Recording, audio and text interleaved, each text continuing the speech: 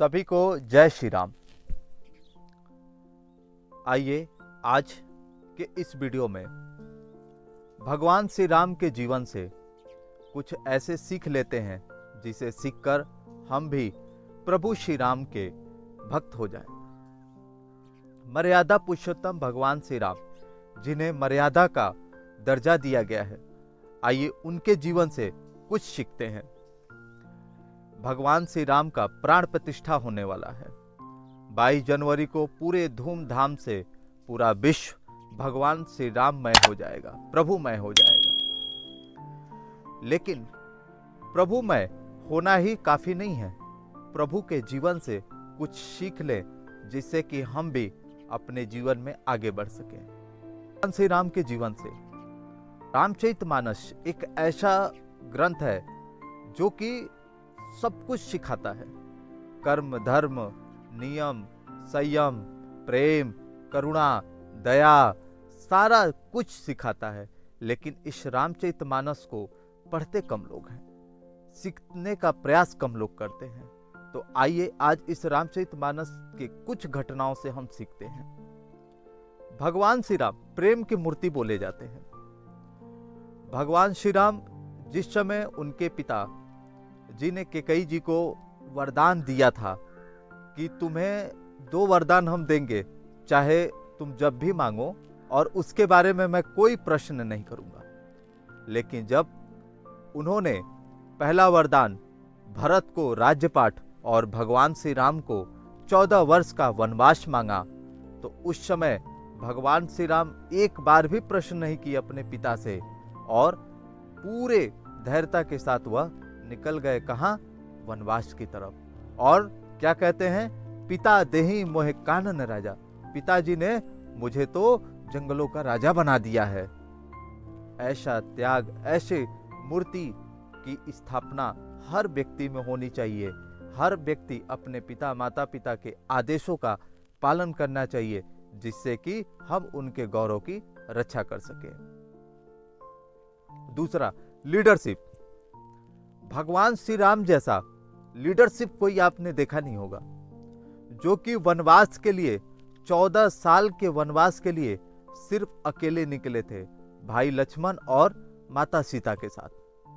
लेकिन उन्होंने रावण के प्रति एक विशाल सेना खड़ी कर दिया। एक ऐसे राजा बने जो कि राम राज्य कहा जाता है। वह एक ऐसे राजा बने जो कि जिनके 14 वर्ष के लौटने के बाद पूरी प्रजा ने घी के दिए जलाए। ऑब्वियसली हम सभी सुनते हैं, जानते हैं कि राजा जो होते हैं वह एक अत्याचारी या अपने प्रजा पे शासन करते हैं। लेकिन यह एक ऐसे राजा थे जिनके आने के इंतजार में मात्र भरत ही नहीं, पूरी प्रजा इंतजार कर रही थी, और आने के बाद घी के दिए जलाती है।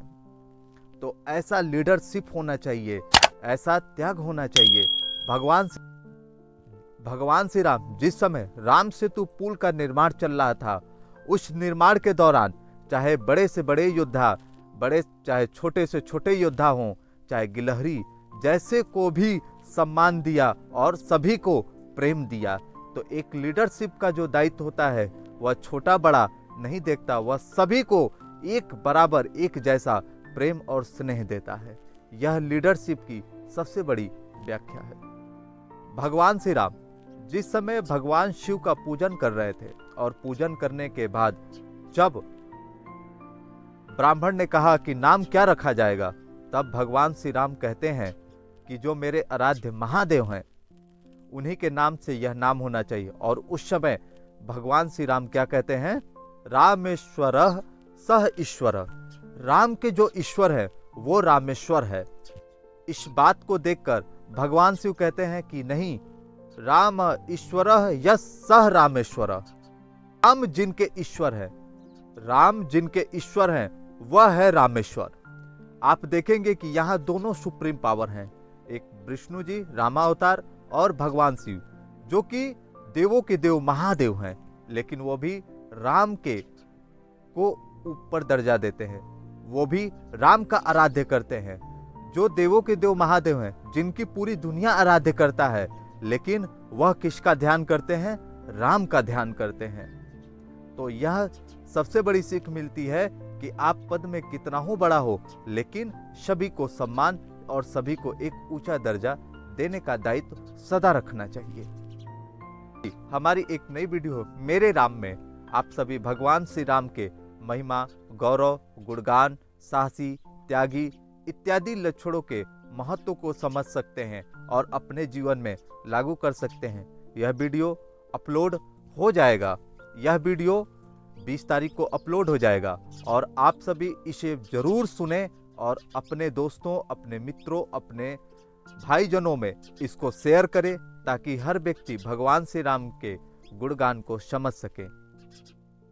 भगवान श्री राम का चौथा गुण, जो कि महाबली रावण से निडर होकर लड़े और माता सीता को छुड़ाए, जिसने काल को, शनिदेव को भी बंदी बना रखा था, उससे भी भगवान श्री राम बिना किसी शक्ति, बिना किसी सामर्थ्य, स्वयं ईश्वर होने के बावजूद भी कोई भी ईश्वरी शक्ति का उपयोग नहीं किए और वह महाबली रावण से को भी पराजित किए।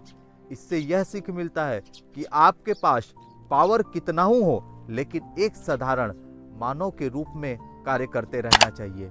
जिस प्रकार भगवान स्वयं भगवान थे, जिनके सामने सारी शक्तियां थी, लेकिन फिर भी उन शक्तियों का कभी भी वह दुरुपयोग नहीं किए, इसीलिए तो उन्हें मर्यादा पुरुषोत्तम भगवान श्री राम कहा जाता है।